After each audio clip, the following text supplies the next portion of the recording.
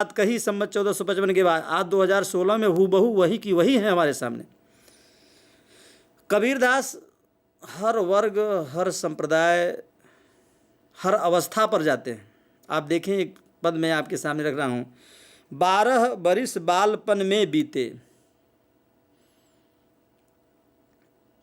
कबीरदास जी के पदों में प्रक्षेप भी मिलता है। कबीरदास जी एक पद में तो ये है कि 12 बरस बालपन में बीते, 20 बरस कछ तप न कियो, 30 बरस कछ देव न पूजा, फिर पछताना बिरध भयो। यानी बहुत कम उम्र में आदमी वृद्ध हो जाता था, खाने फास्ट फूड वगैरह मिलता ही नहीं था जैसा आज मिल रहा है। लेकिन दूसरी जगह कबीर के दूसरे पद में जो और उसके ग्रंथावली का वो संपादन उसमें मिलता है, 12 बरिस बालापन खोयों, जवानी में नारी संग सोयों। अब देखिए वहाँ पर भी देखिए पद कबीर का ही है, कौन प्रामाणिक कौन अप्रामाणिक है मैं नहीं कह सकता, लेकिन जो पुरुष है वह बचपन से लेकर जवानी तक औरत की ही गोद में होता है। वह माँ हो सकती है, वह फूई हो सकती है, वह बहन हो सकती है, वह प्रेमिका हो सकती है, वह पत्नी हो सकती है, वह रिलेशनशिप की हो सकती है। लेकिन आगे भी कबीर कहते हैं 30 बरिस लो बिझद भय, यानी आदमी 30 वर्ष में ही बूढ़ा हो जाता था। आप सोचिए, यानी आज तो लोगों की आयु 27 हो रहे हैं, लेकिन उस समय पर ऐसी विसंगतियाँ थी कि आदमी जो है कहीं न कहीं विषयानुरागी था, भोग और विलास में लिप्त था। इसलिए और हमारे यहाँ पृथ्वीराज रासों में 12 बरिस लो कुकर जीवे यर 13 लो जिए सियार, बसी 18 छत्री जीवे आगे जीवन को धिक्कार। यानी ऐसा नहीं है कि उस समय की परिस्थितियाँ ऐसी थी जिसके कारण कबीर जो है बताते हैं कि आदमी 30 वर्ष में बूढ़ा हो जाता था और बचपन से लेकर जवानी तक आदमी औरत के ही गोद में, हाँ गोद में रहने के बावजूद भी औरत के रूप अलग अलग रहे हैं, माँ का है, बहन का है, पत्नी का है, प्रेमिका वगैरह वगैरह। लेकिन कबीरदास जी जो तू, बड़ा कड़वा सच है, जो तू बाभन बभनी जाया तो आन बाट है काहे न आया, जो तू तुरुक तुरुकनी जाया तो भीतर खतना क्यों न कराया। बड़ा अच्छा प्रश्न करते हैं। अगर तू ब्राह्मण है और ब्राह्मणी से पैदा हुआ है तो तुम्हें दूसरे रास्ते से आना चाहिए, जिस रास्ते से सब लोग आते हैं उसी रास्ते से तुम आए हो, तो तुम कैसे ब्राह्मण हो। जे तू तुरुक तुरुक नहीं जाया, अगर तुम मुसलमान के घर में पैदा हुए तो जन्म के से पहले ही खतना क्यों ना कराया। बाहर आकर खतना कराने की क्या ज़रूरत है, मंदिर और मस्जिद में जाने की क्या ज़रूरत है। जो मंदिर और मस्जिद हमें आपको लड़ाते हैं, आपने देखा होगा तमस भीष्म साहनी का उपन्यास, आपने देखा होगा गे की कहानी शरणदाता, भारत पाकिस्तान विभाजन, आपने देखा होगा भारत पाकिस्तान विभाजन पर कमलेश्वर का उपन्यास कितने पाकिस्तान। जिस हिंदू और मुस्लिम की खाई को कबीर पाटना चाहते थे, आज वह खाई पटी नहीं है। जब कबीर थे तो पाकिस्तान, पूर्वी पाकिस्तान, पश्चिमी पाकिस्तान, बर्मा, ये सब नेपाल, भूटान वगैरह सब एक था। आप देखिए, मैं यहाँ पर एक बात आपको और बता दूँ, धर्म जोड़ता भी है, धर्म तोड़ता भी है। महात्मा गौतम बुद्ध तो इतिहास की तवारीखों में अपने आप को नाम अमर करा गए, लेकिन बौद्ध धर्म के अनुयायी जो तिब्बत में रह रहे थे, आज भी भारत में या शरणार्थी हैं या चाइना के कब्जे में हैं।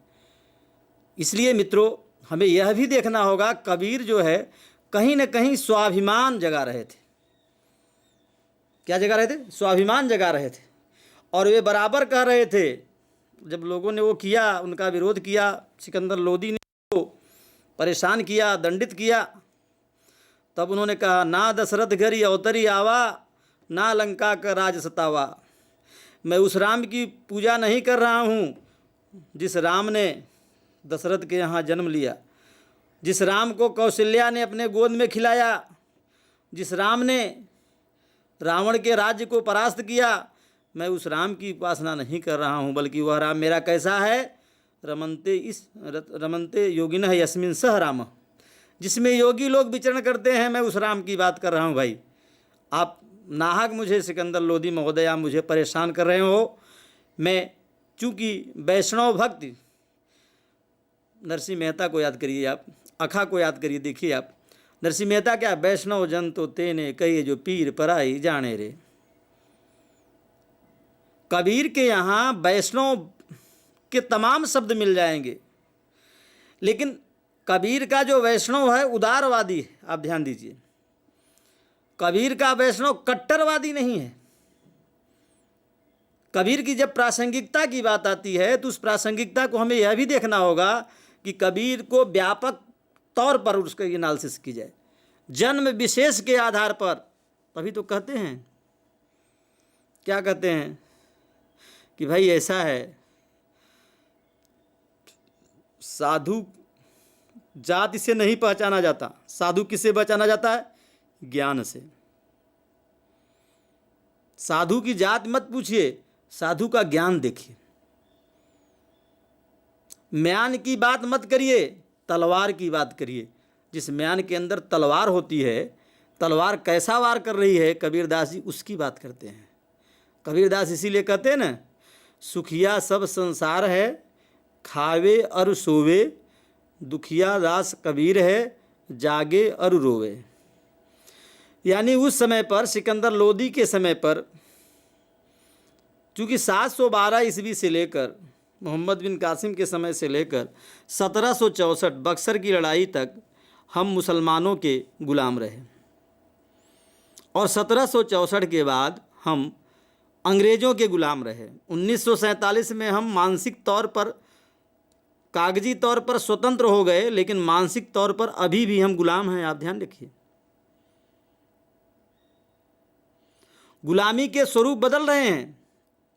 उस छटपटाहट को कबीरदास हमारे सामने बराबर रखते जा रहे हैं और बताते हैं कि भाई देखो,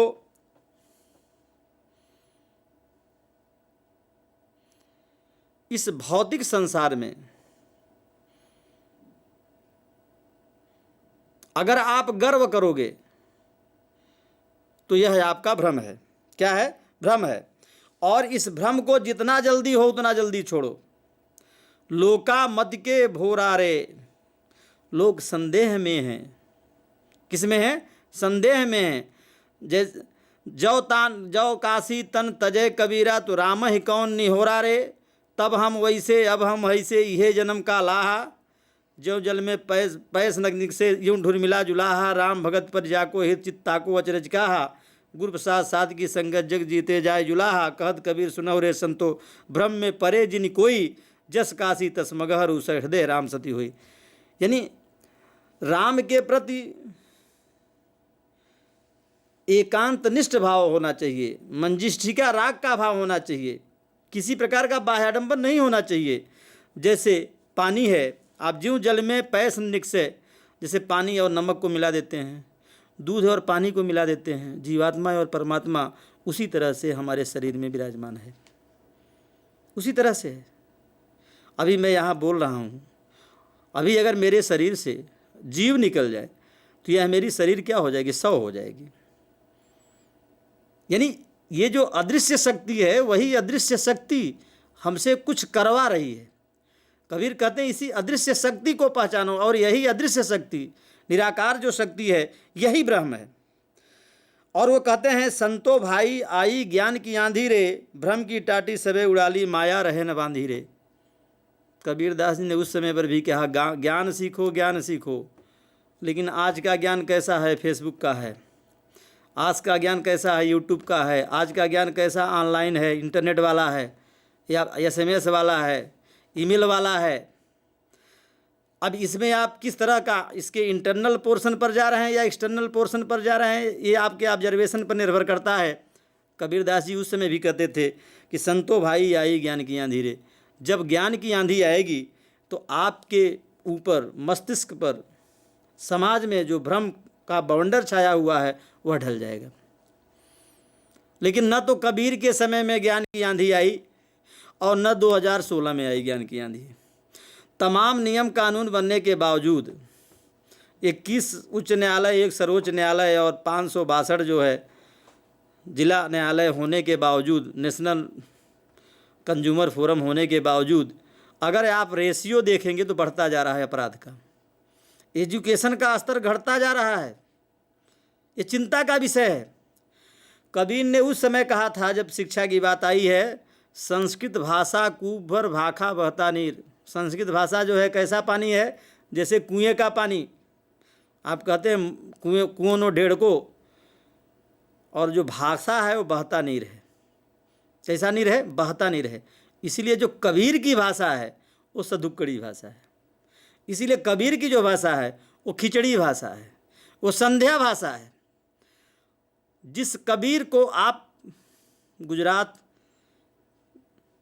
उत्तर प्रदेश, राजस्थान, किसी भी प्रदेश में आप जाएं, हर प्रदेश में कबीर के अनुयायी मिलेंगे, मीरा के अनुयायी मिलेंगे, तुलसी के अनुयायी मिलेंगे, नामदेव के अनुयायी मिलेंगे, तुकाराम के अनुयायी मिलेंगे। क्यों? क्या कारण है? ये भाषा है, क्योंकि भाषा कम्युनिकेट करती है। और इसीलिए कबीरदास बार बार कहते हैं, अन्न न भावे नींद न आवे। अगर सच्ची भक्ति हो जाती है तो खाना अच्छा नहीं लगता है, नींद भी नहीं आती है। गृह बन धरे न धीर रे।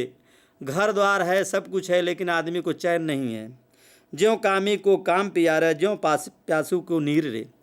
जैसे कामी आदमी होता है, सेक्सी आदमी होता है, उसे औरत प्यारी होती है, उसी तरह से जो भक्त आदमी होता है उसे भक्ति प्यारी होती है। उसी तरह से जो प्यासा है उसे पानी प्यारा होता है। यानी लोग जीवन के तमाम दृष्टांतों को लेकर, उदाहरणों को लेकर, एग्जाम्पल को लेकर के अपनी बात को तर्क संगत बनाना चाहते हैं।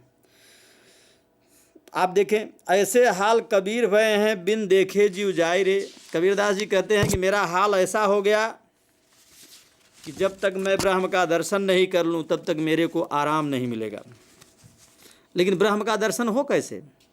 क्योंकि हमारे पास आंतरिक शक्ति नहीं है, आंतरिक दिव्य दृष्टि नहीं है जिसके आधार पर हम ब्रह्म का दर्शन कर सकें। ब्रह्म का दर्शन मंदिर या मस्जिद या गिरजाघर में जाने से नहीं होगा। ब्रह्म का दर्शन कबीर इसीलिए कहते हैं, मोको कहाँ ढूंढे बंदा मैं तोरे पास में। ना मैं मंदिर, ना मैं मस्जिद, ना काबे कैलाश में। ऐ मूर्ख, तुम मुझे कहाँ कहाँ ढूंढता है? मैं तो हर एक जीव में विराजमान हूँ। लेकिन स्थिति ये है, आप देखें, अनुभव करें, अगर हम कोई गलत काम करते हैं हमें तुरंत पता होता है, लेकिन फिर भी हम आगे पीछे देखते हैं, कोई देख नहीं रहा, हम गलत काम करना शुरू कर देते हैं। यानी हमारे ही शरीर में दो प्रकार के विचार हैं। जो अच्छा विचार है वही ब्रह्म का विचार है, और जो लोक जीवन से जोड़ने वाला विचार है वो सांसारिकता का विचार है। इसीलिए कबीर ने कहा, कस्तूरी कुंडल बसे मृग ढूंढे वन माहि, ऐसे घट घट राम हैं दुनिया देखत ना।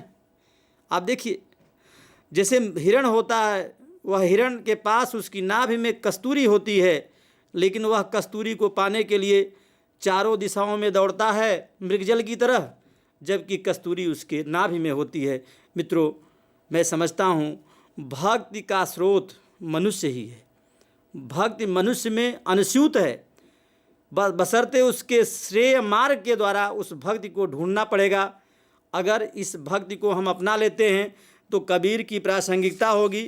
कबीर ने 14 प्रकार के छंदों का प्रयोग किया है। मैंने आपसे कहा था कि कबीर जो है